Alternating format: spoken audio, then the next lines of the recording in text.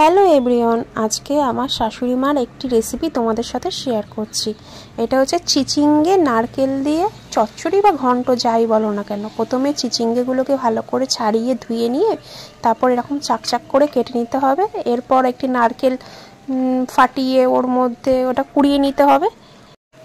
এরপর কড়াইটা গরম করে নিয়ে ওর মধ্যে পরিমাণ মতন তেল দিল, তার উপরে একটু কালো জিরে দিয়ে দিলাম। তারপরে নারকেলটা যেটা কুড়িয়ে রেখেছিলাম ওইটা তেলের মধ্যে দিয়ে একটু ভেজে নেব। একটু হালকা ভাজা ভাজা হয়ে গেলে এবার যে চিচিঙ্গেটা কেটে রেখেছিলাম সেইটা দিয়ে দেবো।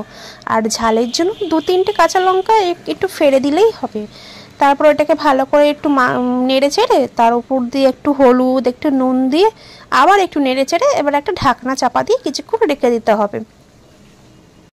এই রেসিপিটি একদম সহজ, অন্য কিছু উপকরণ তো লাগেই না, আর খেতেও চমৎকার হয়। একবার বানিয়ে খেয়ে দেখতে পারো। কিছুক্ষণ ঢাকনা চাপা দিয়ে রেখেছিলাম, এরপরে ওটাকে আবার একটু নেড়ে চেড়ে নিলাম। দেখছি সেদ্ধ হয়ে গেছে কিনা, দেখছি যে হ্যাঁ একটু সেদ্ধ হয়ে গেছে। এবার পরিমাণ মতন সামান্য একটু চিনি দিয়ে আবার একটু নেড়ে চেড়ে আর একটু কিছুক্ষণ রেখে দিতে হবে। মানে ওর মধ্যে যে একটু হালকা হালকা জলটা আছে এটা একটু শুকিয়ে নিতে হবে। ব্যাস, তারপর পুরো রেডি। এবার গরম গরম ভাতের সাথে ব্যাস, আর তো কিছু লাগবে না।